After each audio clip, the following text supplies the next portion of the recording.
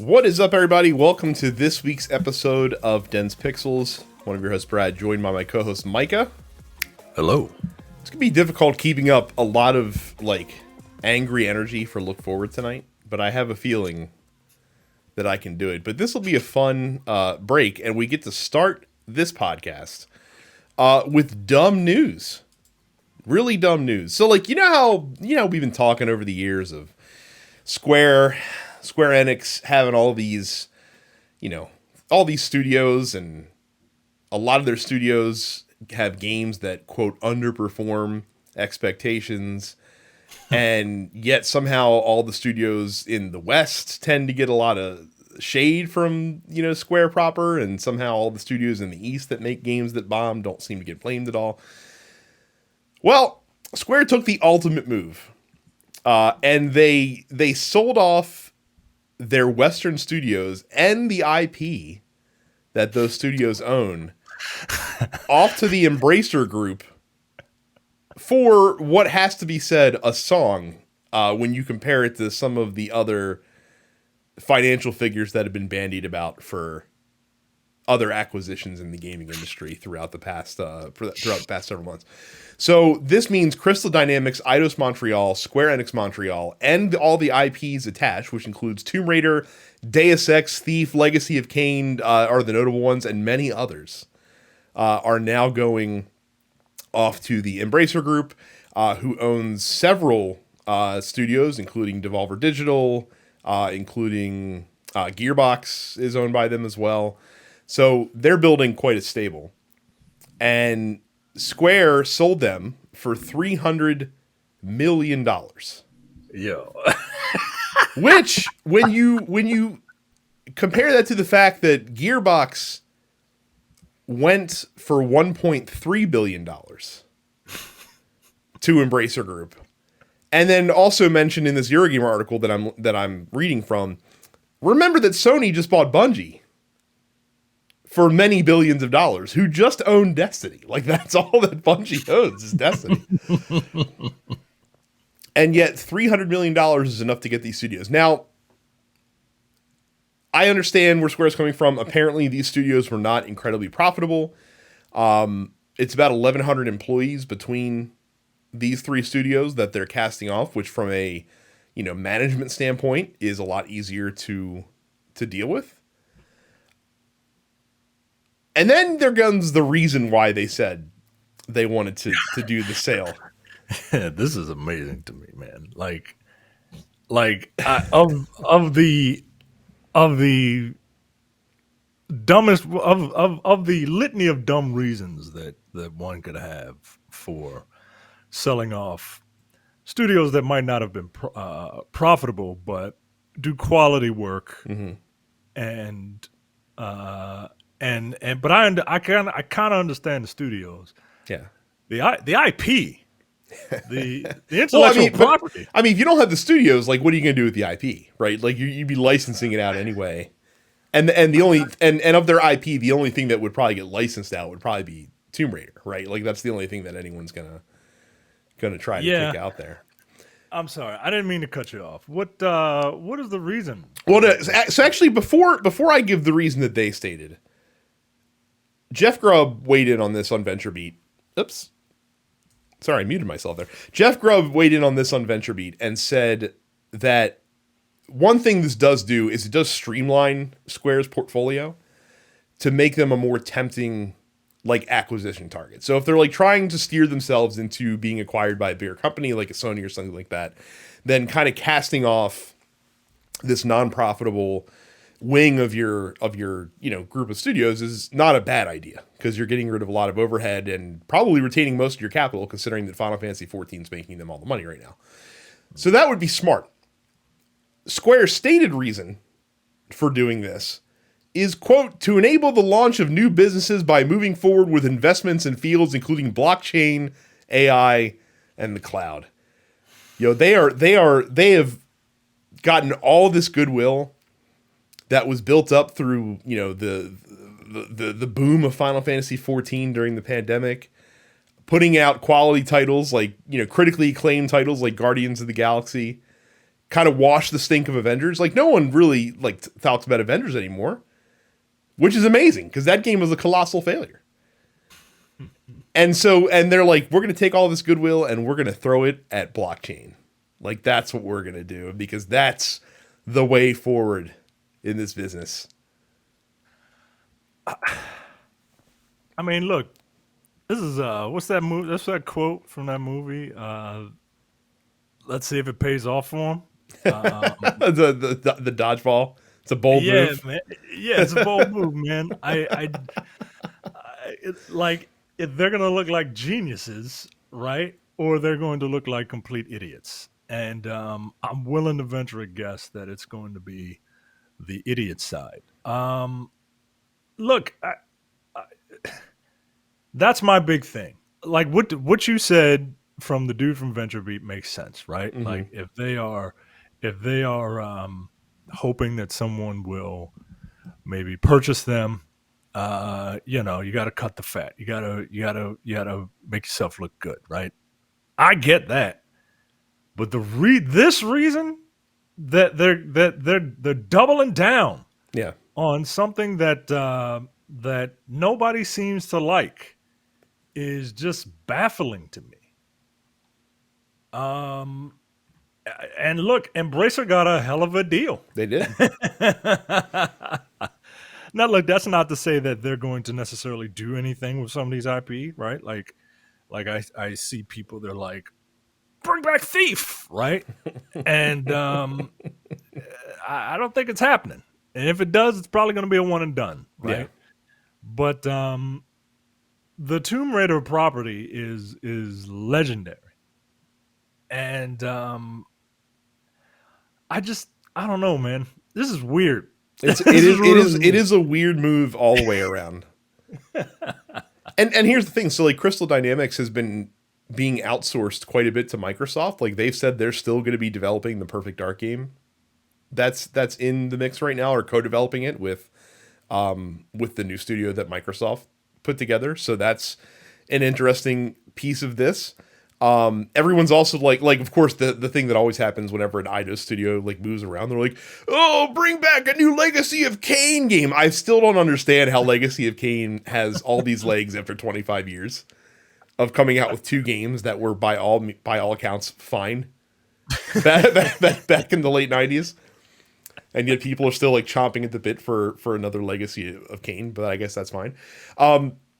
Notably, Square is holding on to the rights for like Life is Strange, Just Cause, Outriders, like games that they publish through outside studios that aren't in their network. So they're still going to have involvement with those types of games.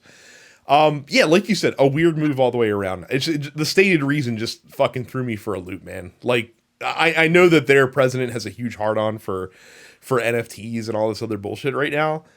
Why he still does, I have no idea. We've yet to see that pay off in any way, shape, or form, really, for any game dev. And you know, as we talked about a couple weeks ago, like the market on those has cooled considerably in general. Yeah. So I don't know what the fuck their plan is to, you know, ride these into the future, but Godspeed, I guess. Fucking Squaresoft. Good luck to Luminous Productions with their forthcoming game, Forspoken.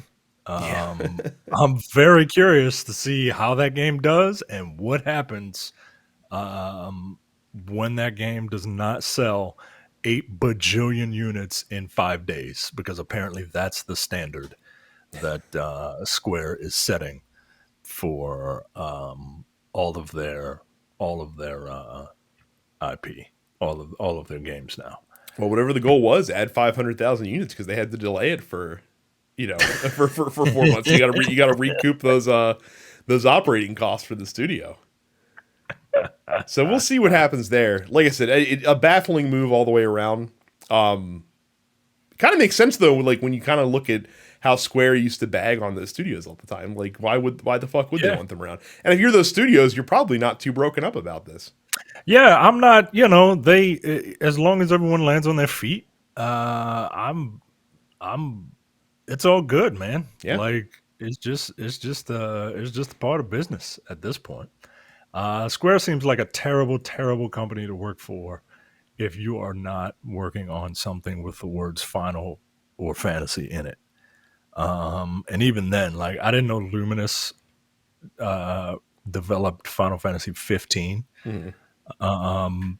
Maybe that's why they're getting a shot at a brand new IP. But I don't know, man. It's super interesting though to see what's going to happen to this company. Down the line in the future. Someone on Twitter pointed out that if Square Enix and Ubisoft merged into one company, then the company could be called SquareSoft, and we could just bring it around full circle.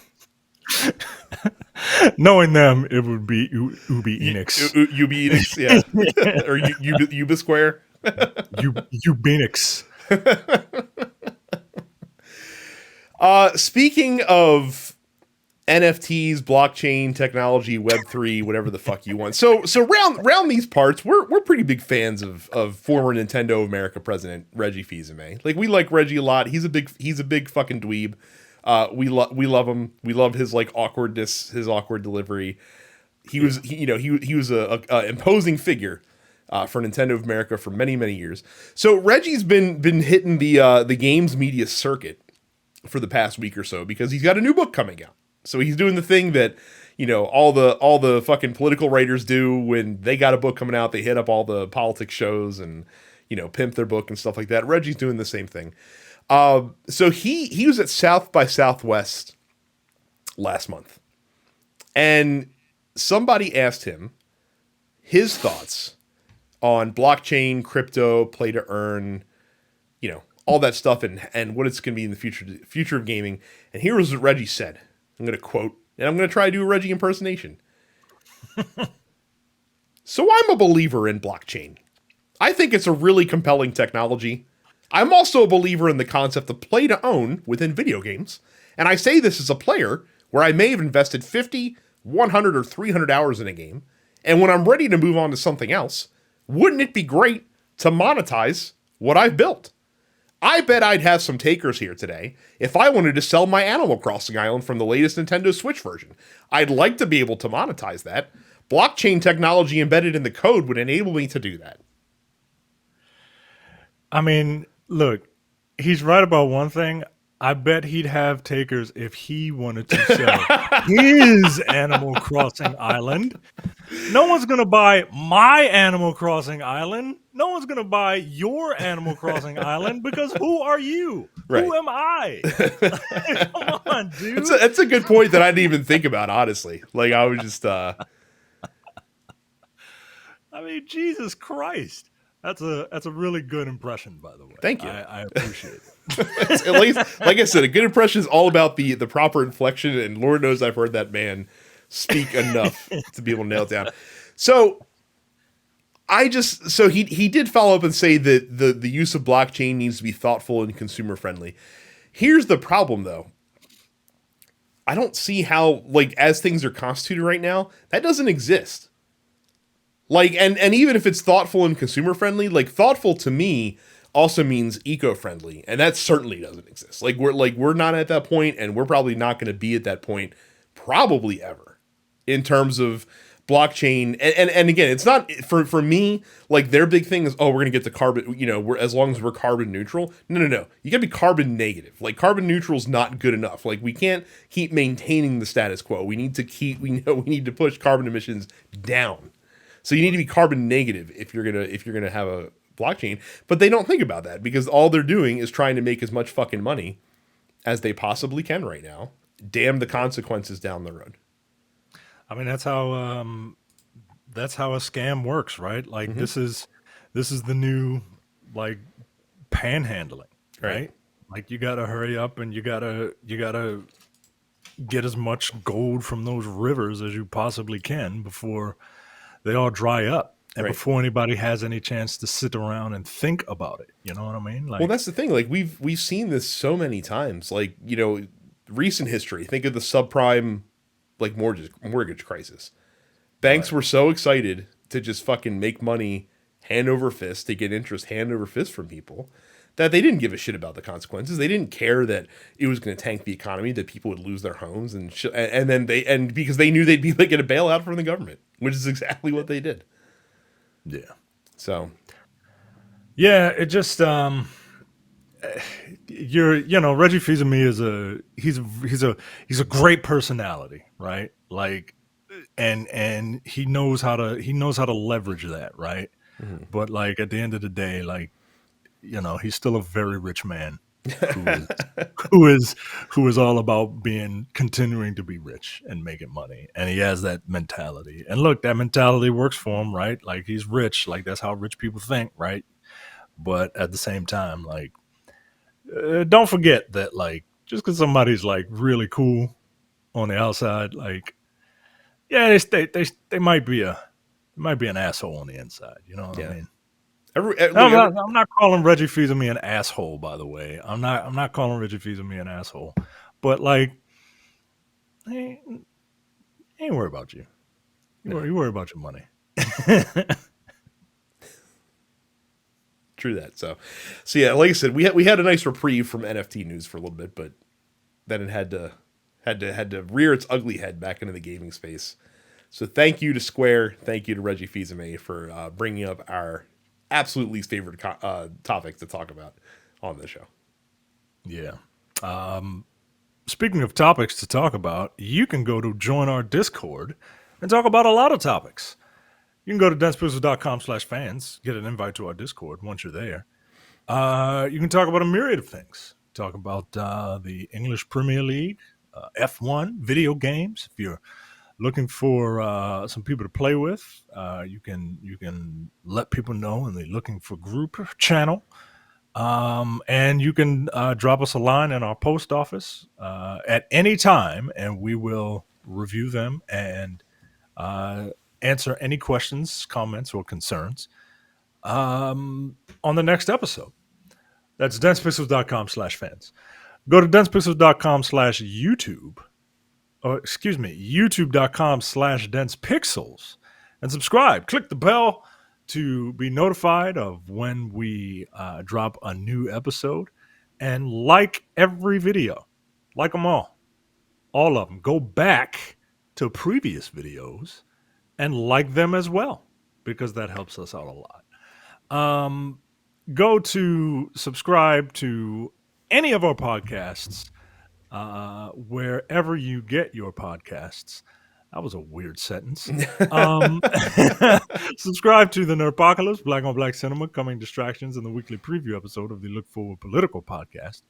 And go to densepixels.com/premium and sign up for $5 a month or $50 for a year.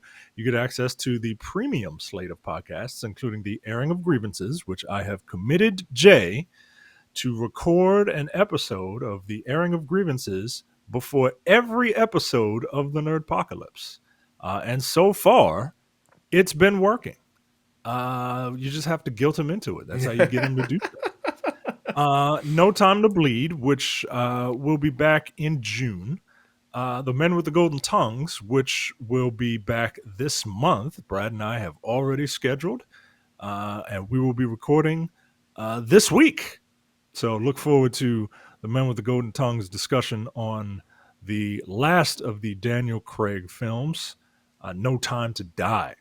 Upstage Conversation, whenever the hell that comes back. And the full hour and a half, 2-hour episode of the Look Forward Political podcast, which 2 hours. This week for sure. Yes. I think last week was 2 hours too. You're getting your money's worth. That's 2 podcasts in one. I really enjoy that show. You and Jay have a wonderful dynamic. Even if you heathen atheists tend to shit on religion whenever you get the chance.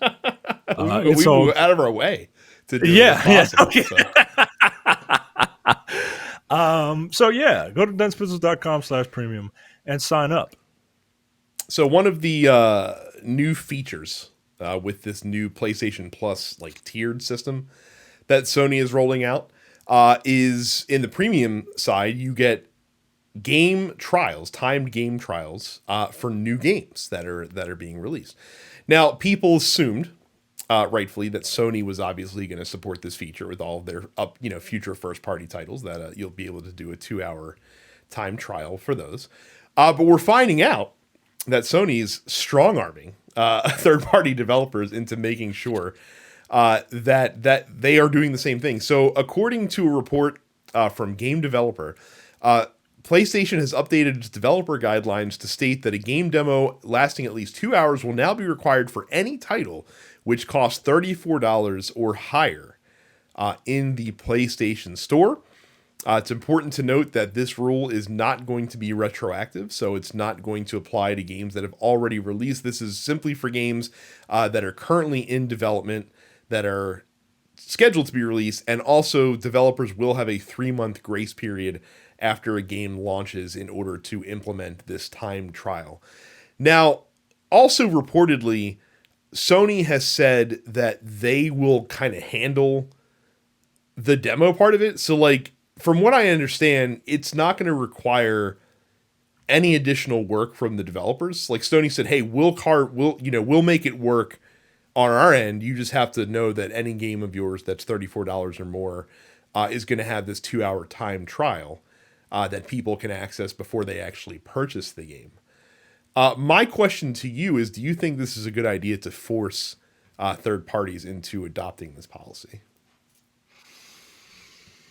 Well, it's not. I mean, it's not just going to be a timer, like the main game, just a timer. Mm-hmm. Like it's you have to now cut out a slice of the game. No, it's gonna be just the main game on a timer, essentially. You start the game up as it starts, and then you have a 2-hour timer to do whatever you want, and then after 2 hours, it's like, all right, if you want to keep playing, you got to buy the game, and all of your progress can transfer over, essentially. So I'm still not understanding this. Do you download the entire game? Yes. And then the 2-hour timer starts. Yes. I don't know, man. I'm not into it. Mm-hmm. So my instinct is to say that, like, this kind of stinks, but yeah, I don't know. Like, I'm so used to games just having a specific demo, right? Mm-hmm. A specific slice of the game to try out. If Sony was asking people to create a demo, then that would be, like, outrageous, right? Yeah. That would be a little ridiculous. But if it's just the main game with, a 2-hour time limit, I mean, I guess that kind of sucks if you have, like, an RPG. Mm-hmm. Those stories tend to take a while to get going.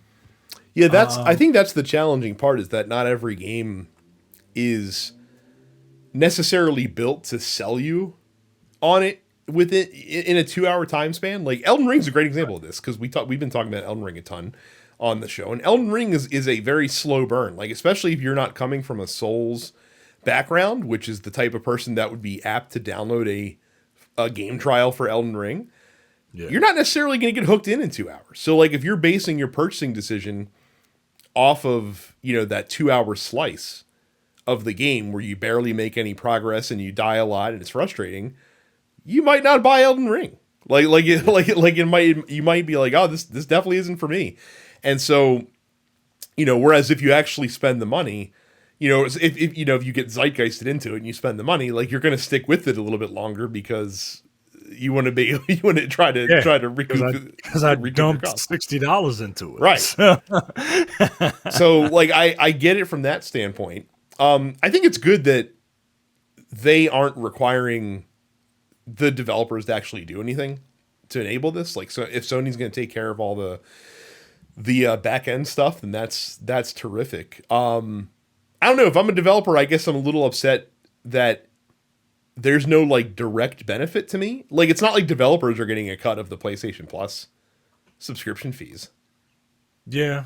Unless they have a free game that Sony, purchased the rights to. to be on the service.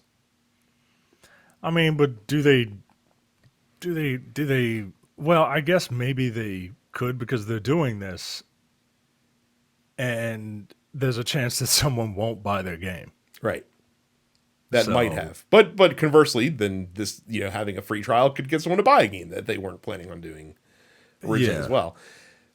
The funniest thing, you know where the level-headed stance on this came from, of all places, is the PC community, who's had this forever. Because on Steam, you can buy a game, and if you don't play it for 2 hours of game time, essentially you can return it.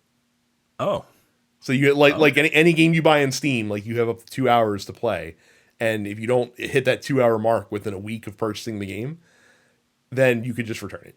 No questions asked, like straight up, like no problem. Wow. Yeah, so PC people are just like, this is what we've been doing for the longest time. Like this isn't that big of a deal. So, all right. I mean, I get it. I don't know. It feels odd. I'm not. I usually don't play demos. I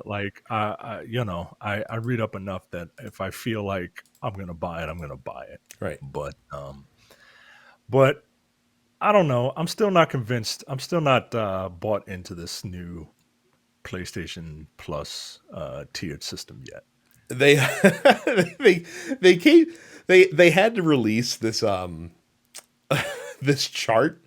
So like that, how they have like the PlayStation Plus cards that currently exist in the stores right now, right? Mm-hmm. So like they're not going to replace all those when the new program rolls out.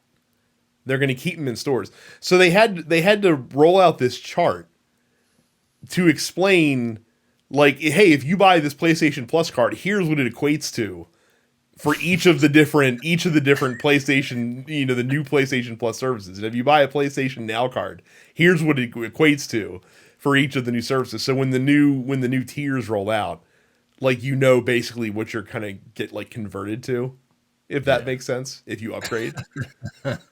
It's like I said, it just underlines how much better like Microsoft is at messaging this stuff right now than Sony.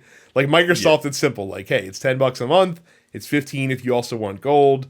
Here's all the shit you get for free. That's all there is to it. Like, it's not fucking hard. It's fucking easy and simple.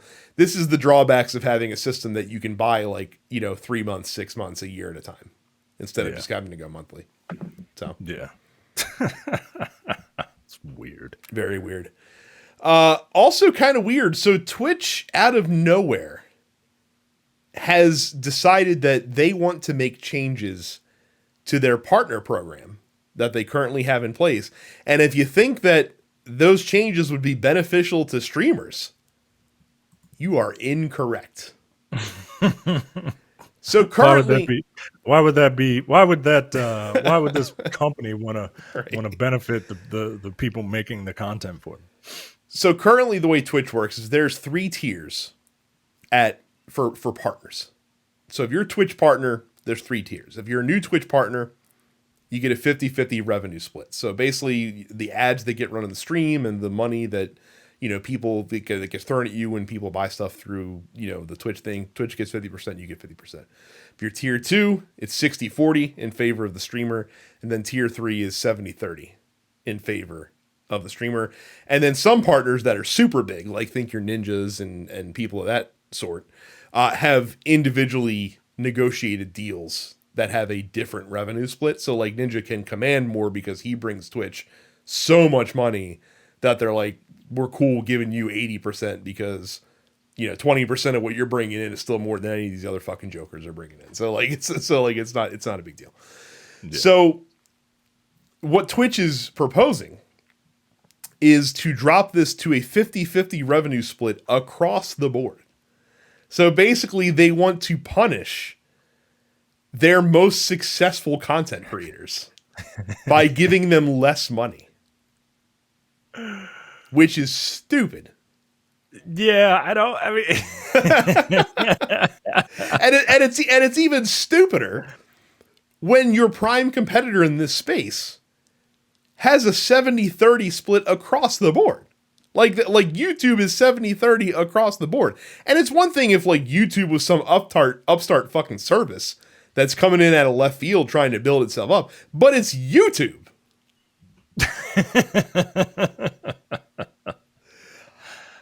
I don't understand why they're fucking thinking about this. Like, I mean, I get why they're thinking about it, but it seems it seems like you're fucking cutting, slicing your nose off to spite your face.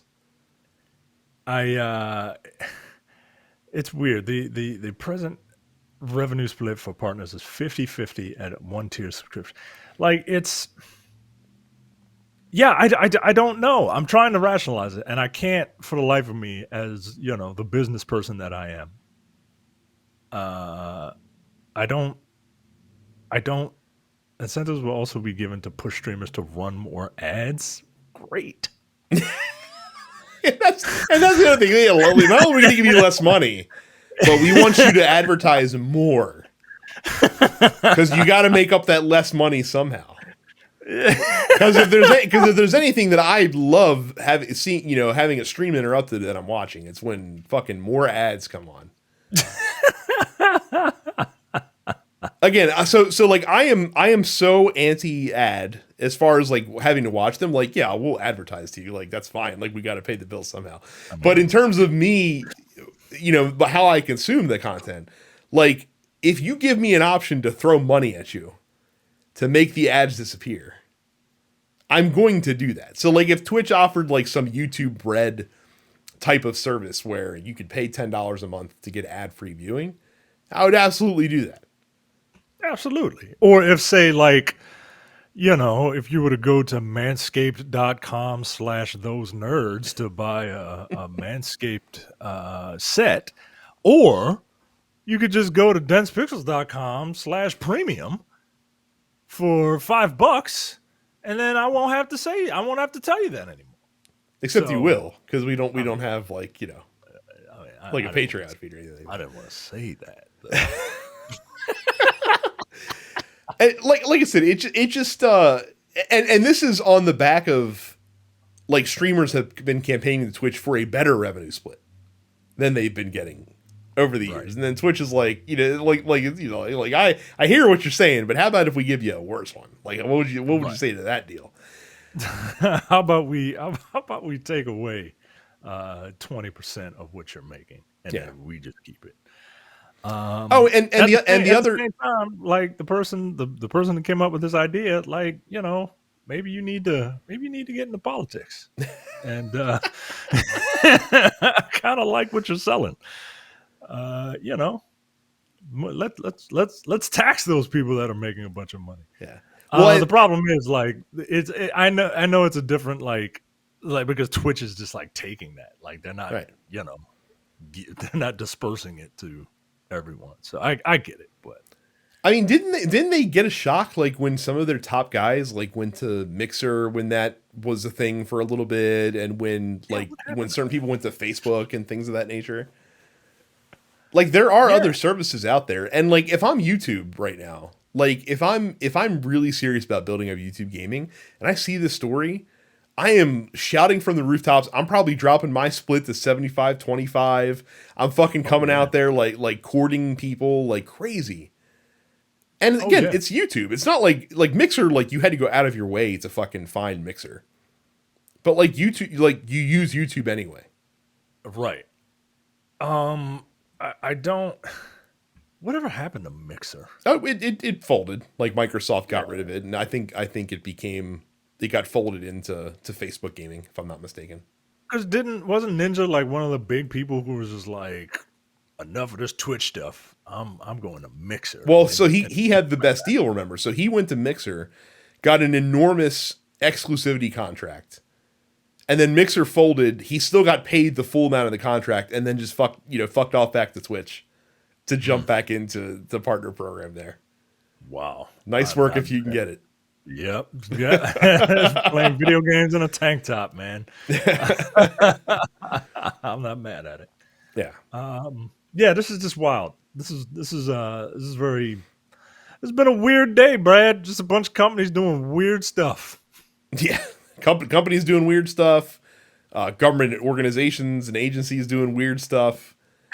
Been a real weird day here on this Tuesday, May the 3rd, 2022. I'll tell you. Holy shit. DensePixels.com/Amazon. The weirdest of companies. When you go to DensePixels.com/Amazon for your Amazon purchases, you can get what you want from this megacorp. But you'll be helping us, the little guy, while you're doing it.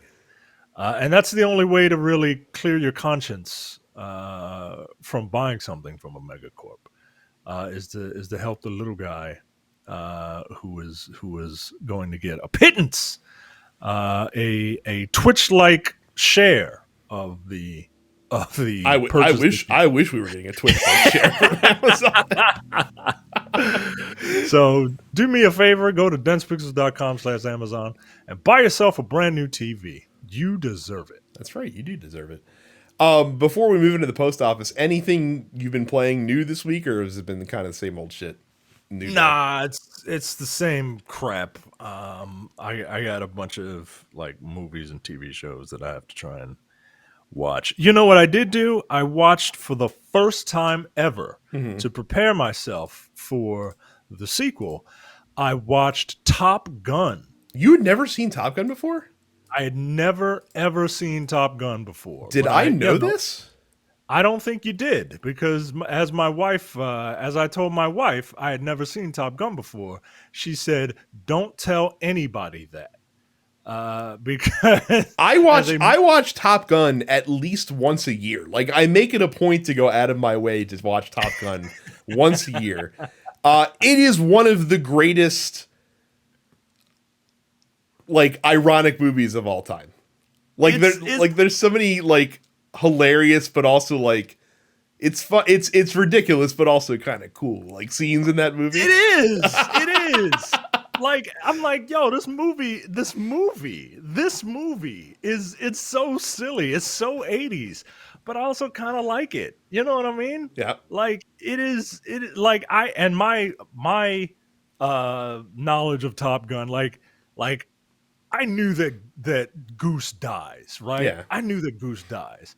But I didn't know that Goose was the co-pilot. I thought Goose had his own plane. No, he was Maverick's bestie.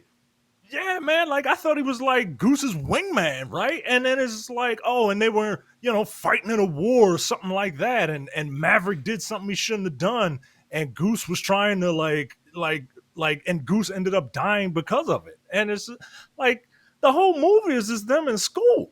Yeah. Like, I'm like, what is going on? But like, I'm riveted. But like, at the same time, like, this movie, I realized is like, it's genius, because it convinced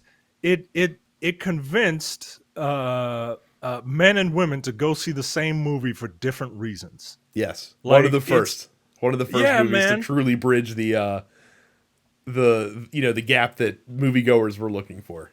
Yeah, man. Like, I appreciate it because of it, but it's a movie. It's a movie. So but it is at the same time, I was into it. So allow me to profess my love for Top Gun since you brought it up on the podcast. So like it's the first time that we really got like peak Tom Cruise. Like we would get a lot of peak Tom Cruise, but this is arguably the first time that you've ever seen it. It's got amazing, like, on the border of overacting, like Val Kilmer. Like Val Kilmer is like so close to the edge. So close to the edge the entire movie.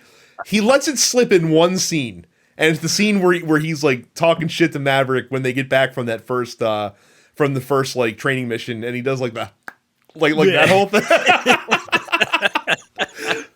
Like he does that whole thing. Still trying to figure out how Tim Robbins was able to fit into the cockpit of a fighter jet, because that dude's like 6'7". I'll never understand that one. Tom Skerritt's in it. Like, Tom Skerritt's fucking awesome in this movie. Like, he's basically the fucking, God, who's he remind me of? Like, there's another Tom Cruise film that basically has like that Tom Skerritt character. in it, but I can't. I'm struggling to think of what it is now. It's also got Michael Ironside, one of my favorite like 80s, I mean, 90s. if Michael Ironside is in something, I'm watching it, man. Yeah. Like he's one of those dudes. He's one of those dudes that is just like born to play some sort of authoritative military role. Like the dude who played Major Dad. You know Yeah. what I mean? Like that dude, he can only be some sort of authoritarian military person. Yeah, it was look. Yeah. That movie is very unique, and but I did appreciate it. I look forward to watching the. Now that I know what I'm going into, that I kind of have a feeling of what I'm going into. I'm looking forward to Top Gun Maverick. If it's just this, but with like better action, and action wasn't bad, for 1986. But like if it's this but better action, I'm into it. And now I realize why my wife was like really enjoyed Top Gun. Like my black ass wife from Florida, right? Like why are you into Top Gun? But yeah, I get it now. Yeah. What I still don't get is why my wife wanted to at one point get me and my son matching Top Gun shirts, mine that said Maverick and hers that said Goose. No, that's not. I don't want that. Like I said, I figured the better costume would be like you as Goose and her as like Goose's wife. Like wouldn't that be the better? Yeah. I mean, look, I would, I don't mind wearing I'm superstitious. I don't want a character that dies in a movie. I don't want my son wearing it. You know what I mean? Like it's just weird. I don't know, but yeah. Top Gun was all right. Yeah, Jay would have to be Maverick, right? Like the height difference is there. Like that's the way you go. Yeah, the height difference, the attitude problem. Yeah, the extreme cockiness. Yeah. Mike is just the affable, well-doing best friend who he lived in San Diego at one point. Yeah. There you go. Yeah, what a great fucking man. We didn't even talk about like Kenny Loggins soundtrack. Like, all right, it's so good. It's so good. I'm shocked you hadn't seen it up to that point. I had never seen it. I knew all these like little like tidbits about it, but I had never seen it. So well, I'm glad you remedied that, because like I said, it feels like a sin to have not to have never seen Top Gun in its entirety before. As far as new stuff coming out this month, so they announced some of the games that are coming to Game Pass in the month of May. Loot River, which is a new game, is coming to console and PC. Also, Trek to Yomi is going to be available, and Citizen Sleeper is going to be available. So a couple new games that are coming out, all of which are getting pretty good critical responses for those. Good. I don't have to buy Trek to Yomi. Yeah, you can just play it on Game Pass, which is the way to go. Also coming this month, Danganronpa 2, Yuden Chronicle Rising, the final cut of This War of Mine, NHL 22 is going to be there.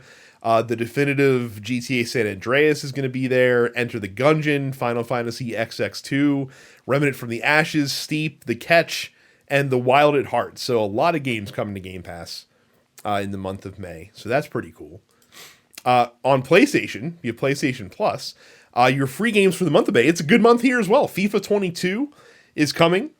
Tribes of Midgard, which is a game that I had a little bit of interest in when it first released, is coming. And Curse of the Dead Gods. So if you like Hades and you want, something that's Hades-like, check out Curse of the Dead Gods, which is a pretty good game. There you go. All free. There you go. And then also coming out this week, Wildcat Gun Machine comes to PC, PlayStation, Xbox, and Switch. Best Month Ever comes to PC, PlayStation, Xbox, and Switch. Trek to Yomi, as Micah mentions, coming to PC, PlayStation, and Xbox. Warhammer 40k Chaos Gate comes to PC. And then Crowns and Pawns Kingdom of Deceit comes to PC as well. I've only been playing like Rogue Legacy this week. So Rogue Legacy 2 came out last week. And for some reason, like, it just got me to pick up my Switch copy of Rogue Legacy, and I've been playing that game quite a bit. Rogue Legacy is really good, even though it's an older game. So I gotta go back and play the most poorly named RPG ever, triangle strategy. I haven't. I got to go back. Do you have to play triangle strategy? Like, is that something you have to do? I mean, I bought it, so I feel like I got to play it. Even though, everybody talking, like I don't want to. I got to see if there's a Japanese language option. If there's a Japanese language option, then I'll go back and play it. If not, then I'll see how long I can last. We go to the post office where we are asked by Film Wanderer, any thoughts on F1 in Miami? So the inaugural Miami Grand Prix is this weekend, which Formula One is extremely excited about. I don't know why F1 is as excited as they are to come to Miami. Because you've never been to Miami. I guess so. Miami's really nice, man. Miami is like this weird part of Florida that's just like. You remember the episode of Seinfeld where Jerry was dating a woman, and in certain light she looked not good. Yeah, I know exactly. Like really good. That's Miami. Miami in the daytime looks like any other piece of Floridian garbage, right? Miami at night is fucking beautiful. Like there's music playing all over the place. Everything is draped in neon. There's booty shaking and food smells great. Like Miami at night is awesome. Miami during the day is just like whatever. Let's hurry up and get these races done so that we can party at night. Okay, that's fair. So here's the thing though. So we have no idea how the track's going to perform because, it's the first time going there. The track runs around Hard Rock Stadium in Miami. So like it's basically like in the parking lots of like it runs through the parking lots of Hard Rock Stadium, which is weird. The other thing that's been getting a lot of play. So they built a fake marina in the middle of the track that they put real boats in. Just for the aestheticness or the aesthetic nature of it, I guess. Yeah, but it's bizarre looking. Like they literally like painted water onto the ground and put boats in this fake marina with like a pier and everything. Like there's a fucking pier in there like that goes out to the boats, and they're just like, we just want you to know that if you travel a couple miles in any direction, like you might find something that looks like this. But this is how we want to associate Miami. Is with fake with the fake marina with real boats. All right, that's kind of weird. It is weird. It's very weird. I do hope that they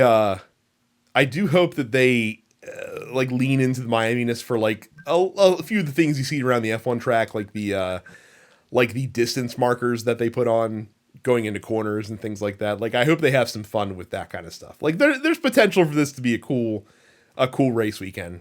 So that all kicks off on Friday. And if you're in the US, congratulations. You don't have to wake up at the butt crack or ass of dawn to watch the race this weekend. So that's very exciting. Anthony asks, is there any remakes left that haven't already been done that you'd be interested in them making? I feel like we talked about this a bunch. Obviously, we want a Final Fantasy VI reimagining as much as possible. Yeah. I don't know if I want to remake more or less a new game in the series. I really like Bully. I have positive memories of Bully, and I would like to see what that story would be in today's climate.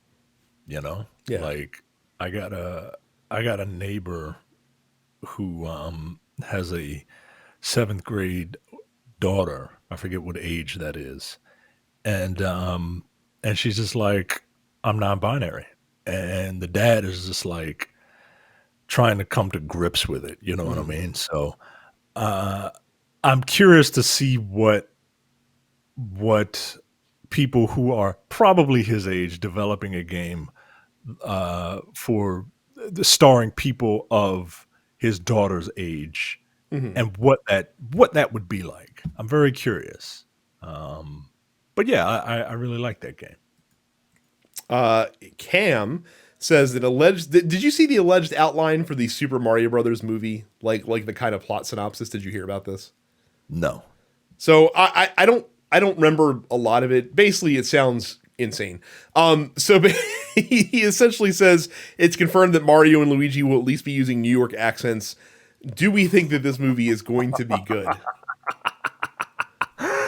I don't think it'll be good, but I think it'll be incredibly successful.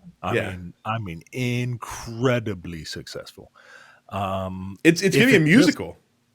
Like they're gonna what? have musical numbers. Yeah. Allegedly.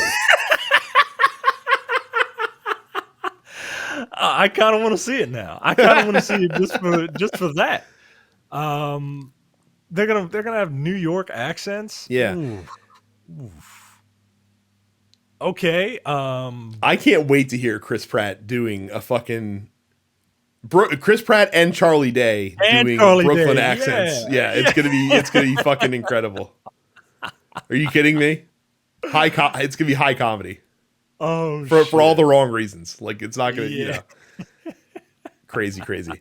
I don't think that this movie. I mean, this movie will find its target audience. Like it's gonna be successful with kids, which is all they want it to be because kids spend money and drag Yeah. their parents to see these shits. So Look, Minions is a terrible franchise in terms of quality, but it makes just like goo gobs of money. yeah, So, 100%. and it's fun. And the Minions people are doing this. Yeah. So, Yeah, my son loves watching the Despicable Me movies. Like he fucking yeah, absolutely loved it. So yeah. it My is. wife loves watching it. So she Yeah, loves Minions. So I'm trying my best to not have my son um, into it just yet, just because I don't need them running around. He's into Peppa Pig, and that's all he like listens to. And he said like yuck. He pronounces George in an English accent because that's how he hears it. yeah. George, like, oh my god, all right, all right, you gotta calm down. Johnny asks, with the releases, cuts, firings, etc., that's happening, what is the likeliness that Square Enix is being bought by Sony? I feel like it's almost more likely now than it would have been before, especially with them cutting off, what they perceive to be as dead weight from their portfolio. So be interesting. I feel like Sony is the most likely destination if a larger company swoops them up. Yeah, I mean, look, I think they would want Sony to be the ones, right? Like, I associate Square with Sony already, like I just do.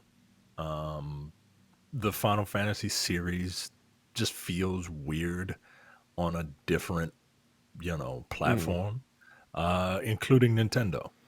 And the first 6 games were released on Nintendo, but I don't associate them with that. So yeah, like you said, it's probably, if it's gonna happen, it will probably happen now that they've kind of cut the, not dead weight, but they've kind of laid people off that they feel they need to lay Yeah. off. I don't know if you're Sony. I'm going to Square and like, hey, 10 billion, and they're like, make it 13, and I'm like, all right, I'm gonna do it. Like I feel like that'll, like with Final Fantasy 14, you just kind of let that do its thing. You don't fuck with it too much, and then between that and getting to put every future Final Fantasy game exclusively on your platform, I think you're doing fine. Yeah, yeah, and maybe they'll actually, like, if Sony's kind of prodding them a bit, maybe when they announce the game, it will come out within the half of decade Yes. of announcement. I don't know, because Sony also has a bad track record of Japanese studios announcing games well in advance and taking forever to put them out. So I don't know if you can make that guarantee just because it's Sony. Finally, Fallout Punk asks, given the high political nature of the host on the whole network, have you ever thought about doing a debate on another show, perhaps to get some more exposure? I know you guys have gone out to other podcasts occasionally to do some guest starring and things of that nature for exposure. Here's the thing, like I would be more than happy to hop on any political show. I'm not hopping on a show that's being like done by like a right-wing grifter who's constantly like fucking operating in bad faith, because that's a setup for disaster. Like you can come with the most intelligent and reasoned argument that exists, and because they're not operating from a position of good faith, like they're just gonna fucking nail you into the ground with their dumb bullshit, and that's not a good idea. Yeah, when you go into I won't say enemy territory, but when you look, I'm the type of person that thinks that debate is interesting and it's good. It's one of those things like sports that I can't do, but I like watching people do. So I wouldn't be on this. That's why I'm not on the political show now, because I am not equipped to. I have my opinions, but I'm not equipped to go toe to toe with you guys, right? Not toe to toe, but like to stand up there with you, right? Mm-hmm. But I'm a firm believer that you got to get both sides talking. Um, Yeah. and and I've told Jay, I've recommended to him that he get someone who is right leaning to at least come on the show, because people who are right leaning, they love coming in because they feel like they know everything and they feel like they can. I'm gonna show these libtards. I'm gonna hoist them by their own libtard, right? And and I'm and I think he's done it maybe once Mm-hmm. with someone who was reasonable. Well, that's the thing. So like there are people who have conservative beliefs that are willing to engage in an actual debate and, you know, actually go back and forth and consider other ideas. The problem is most of the conservative pundits that are currently out there right now are just on like the fucking MAGA fucking, you know, bad faith train, essentially. Like they're not here to actually reason. They're here to just push their bullshit on you and to fucking, you know, try to strawman their way into blowing up any reasonable argument that anyone challenging them comes to them with. Yeah, it's not, and unfortunately, like social media has made it very, very easy to just kind of come on, and because you don't have to look somebody in the face Mm-hmm. while you're making these arguments, while you're spewing whatever you want to spew, because you don't have to look them in the face, it's so much easier to spout whatever you want and feel like you're right. Whereas if you have to, you know, sit there, and there's something about face-to-face debate, even not even just face-to-face, even through video, there's something Mm-hmm. about having to look somebody in the eye and defend your claims that most people just don't want to do, because they're not equipped to do it. I'm raising my hand here for you people on audio. Well, and the other problem with debating, well, and so again, going on someone who's like more progressive leaning would not be a problem, I would imagine. But someone who is like conservative leaning, I also have a difficult time not calling out bullshit when I see it. So if someone came to me with just like completely unreasonable argument, I would tell them that their argument's fucking stupid and probably wouldn't engage with it. So like that Right. kind of undermines the whole need to Right. debate kind of thing. So, Yeah. but it's, I mean, but it's interesting. Like you know, there's some contacts that I know that Jay has, you know, outside of our network that he's, you know, gone on a couple different shows and things of that nature. But, yeah, I mean, if someone invited us, we'd certainly consider it. So, Look, I will always shout out Rod and Karen from the Black Guy Who Tips podcast. We, as on Black Cinema, long time ago, I think it was like episode 410 or something like that of their podcast. They're a wildly successful podcast. And we went on their show, right? One time. And if you look at the chart for our numbers, I mean, it was like not flatlining, but it was a gradual climb. We did that show, and then bam, it completely shot up. And I couldn't. So, Black on Black Cinema owes a lot of its initial success to the Black Guy Who Tips podcast. So, shout out to them. Um, so yeah, and we've been on theirs, they've been on ours. Like I like doing that in a friendly way.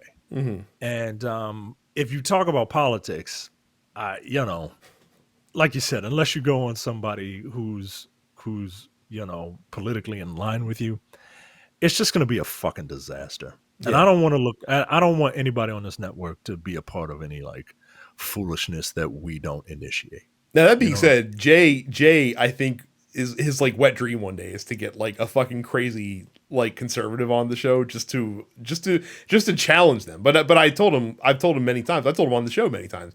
Like do you really want to do that? Because they're not going to feel any shame. Like what's the old adage about rolling around in the mud with a pig? Like like it does. Like you shouldn't do it because you get dirty and the pig likes it. Like it's not not exactly. He's a glutton for punishment. Yeah, you're not winning anything in that in that exchange. So right. Yeah. So sorry for the divergent politics talk on the end of the show. Except Get we're not. your politics out of my video games. Look, we had to shoehorn it in. We didn't have a inherently political story to talk about this week. So.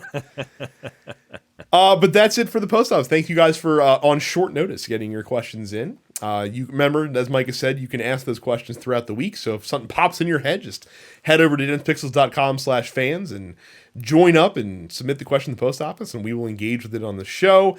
Don't forget to subscribe to this podcast as well as all the other shows in the TNP Studios network, wherever you download fine podcasts. Go to youtube.com/densepixels, subscribe to us there as well. And I guess, twitch.tv/densepixels as well, even though that revenue share is not going to be as fire as it used to be. And you can also follow us individually on Twitch. I am DensePixels Brad, Carrie is Suppets Carrie, Terrence is Apparition 410. As usual, thank you guys so much for watching and listening this week. Hopefully we will avoid any Web3 related news next week. One can only hope, but not counting on it. Not counting on it. We'll see you next time. See ya. You're watching the Dense Pixels YouTube channel. Click the subscribe button while you're here and make sure you check out our weekly podcast where we discuss the latest gaming news and our impressions on what games we've been playing.